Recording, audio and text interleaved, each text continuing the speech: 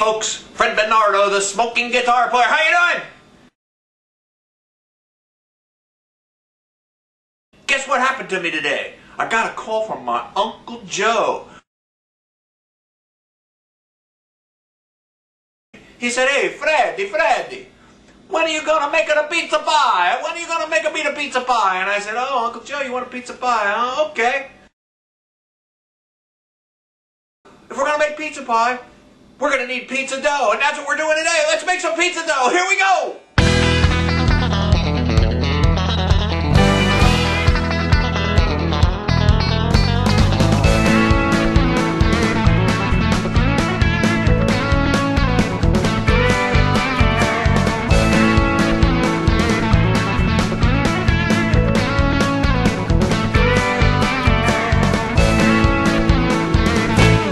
Hi folks, so today we're going to make some pizza dough, and first I want to tell you a little bit about the kind of dough we're going to make.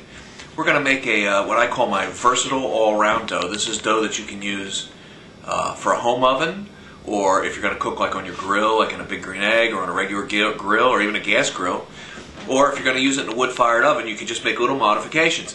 Now the basic dough recipe is one from Tom Lehman, who's known as the Dough Doctor.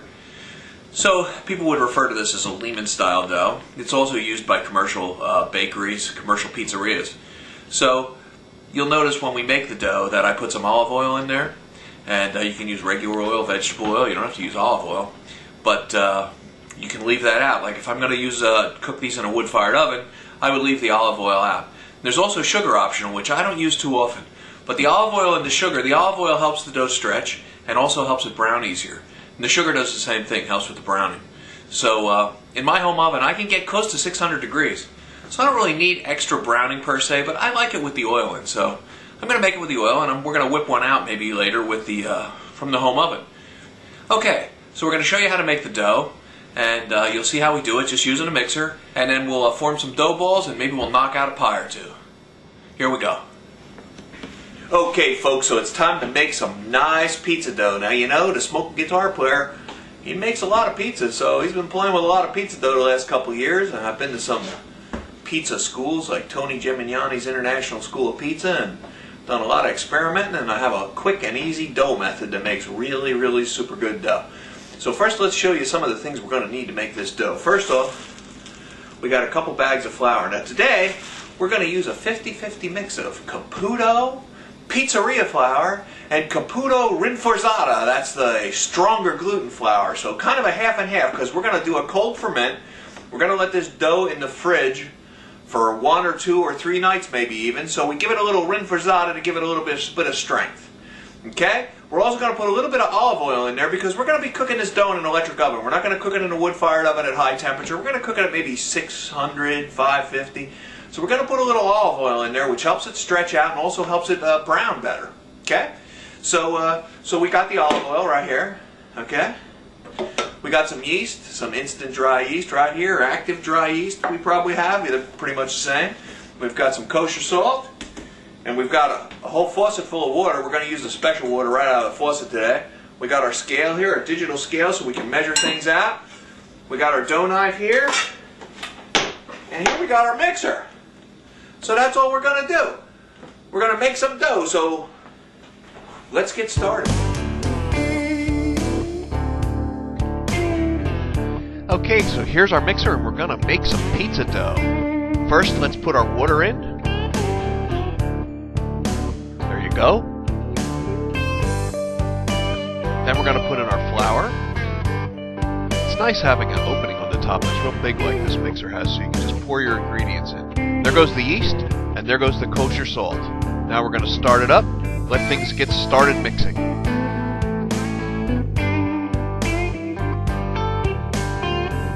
Now it's kicking up a little dust here, so we're going to put on the plastic cover here. And this mixer has sort of a 2-level plastic cover. It actually has just a collar that you can put on, which keeps most things in. Or you can put that centerpiece on there and it keeps everything in. We're going to start with just the collar and let it mix for a while.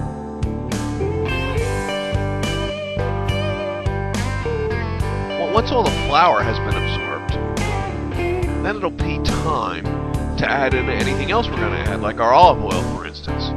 So it's looking like it's all pretty well mixed. And I'm going to drizzle in the olive oil. Now you don't have to use olive oil, you can use vegetable oil or some other kind of oil. I like the flavor of extra virgin olive oil in my dough, so that's what I'm going to put in here. Now you'll see that this mixer is really good at incorporating that oil in. It's going to take it a couple minutes. We're going to let it run. You'll see this gradually starting to knead this dough. And it's going to start working the gluten.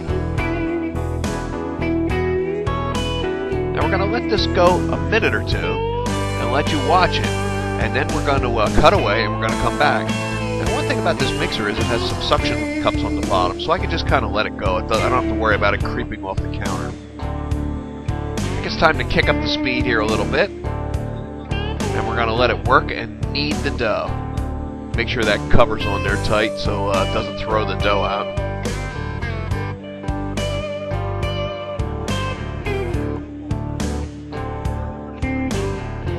Now we're coming back here after another 8 or 10 minutes, and you can see how nicely kneaded this dough is. Look at that, it's beautiful. This is after about 15 minutes total kneading time. Okay, so our dough, we've mixed our dough in our mixer, and here's what she looks like when she's done. A nice, controllable, nice, really nice mass pizza dough. Now, depending on the condition of this dough, I'm going to show you, we're going to try to stretch it a little, get a little fire on my hands here. If you stretch it and it doesn't tear, it's pretty much done, and we're almost there. So I'm going to just take it like this, form it in a ball. I'm going to let it sit here on the counter. Now it's been in our mixer for 15 minutes. I'm going to let it sit here for, feels pretty warm, so I'm going to give it maybe 15 minutes covered. I'm going to cover it up with a bowl. I'm going to let it sit there 15 minutes, half an hour, and then we're going to divide it up into balls and make some pizza pies. So folks, there's our dough ball. We let it rest. I'll tell you can pretty much tell that it's ready when you poke it and it doesn't come back out. Now that means it's pretty much ready to go. And what we're going to do is, we got our scale here. We're going to cut 260 gram dough balls. Now, I like to, when I'm making them in my house, I like to make these 12 and 13 inch pies. And I like them thin. So I really like 260 grams lately. It's been my number. So we start by, first we're going to get our scale turned on and get it to grams, which we did. Then we're going to find ourselves 260 grams on here, like this. Okay, so that's a little too much. We'll cut that off. We got 260 there. And I'm going to make the dough ball. Now, you've seen me do this in my other videos, but I'm going to do it here again. Just so you can see what that does now. Look at that skin on there. You can almost pull it tight like that. That's what it's supposed to look like. And pinch it off real tight. You can even give it a little twist. And then, she's going right in our dough tray here. This is our dough-made dough tray. And that's where she's going, right there. Look at that. We're going to get 5 out of here, so let's go on to number 2. 227, 245, there's 260 right there. Now watch me. Once again, we're going to make it into a dough ball. So this is how we make our dough. You saw us mix everything and run it in the mixer. We ran it for about 15-16 minutes, really till it was done. Then we let the dough rest a little bit, covered. And now we're making our balls and putting them in our dough-made tray.